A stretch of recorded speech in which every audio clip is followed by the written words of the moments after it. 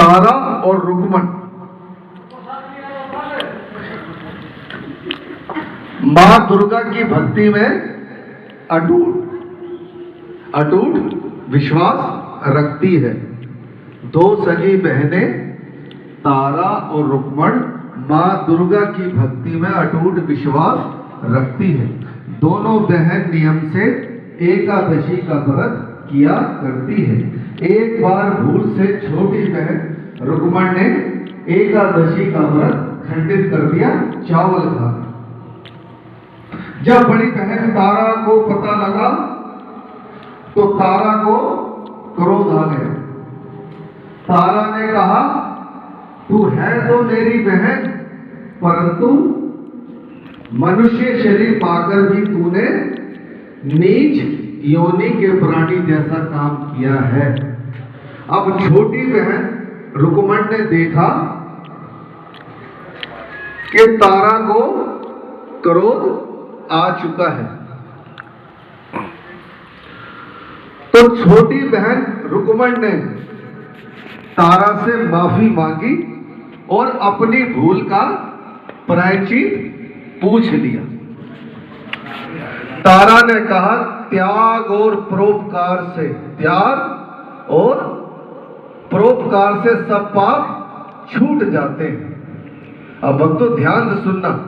अब अपने दूसरे जन्म में तारा इंद्रलोक की अप्सरा बनी और छोटी बहन रुक्मण छिपकली योनि में गई। द्वापर युग में पांडवों ने महायज्ञ करवाया। अपने दूत को भेजकर 33 करोड़ देवी देवताओं को बुलावा भेजा गया और दुर्वासा मुनि को भी बुलावा भेजा गया। अब पांडवों का दूत दुर्वासा मुनि के निवास पर पहुंचा। सारी बात सुनने के बाद दुर्वासा मुनि ने कहा कि मुझे बुलाने के लिए पांडवों ने तुझे भेजा है। अगर आपके यहां भी शादी हो और उनका नौकर आपको बुलावा दे तो आपको भी क्रोध आ जाएगा कि हमें बुलाना, भाई बुलाना तो खुद ही आ जाते। तो दुर्वासा मुनि को क्रोध आ गया कि मुझे बुलाने के लिए पांडवों ने तुझे भेजा है।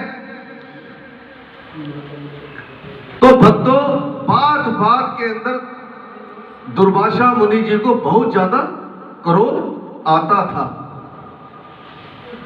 तो दुर्वासा मुनि जी ने क्रोध में कह दिया कि जाकर पांडवों को कह देना, ना यज्ञ में आऊंगा और ना उस यज्ञ को संपूर्ण होने दूंगा।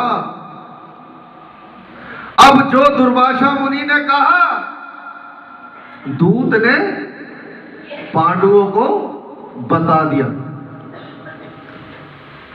ना वो आएंगे महाराज और ना यज्ञ को संपूर्ण होने देंगे। दूत ने पांडवों को बता दिया। अब भक्तों यज्ञ में चाहे इसे जागरण आप कह सकते हैं या इसके नाम का यज्ञ, इससे बड़ा यज्ञ कोई नहीं है। तो भक्तों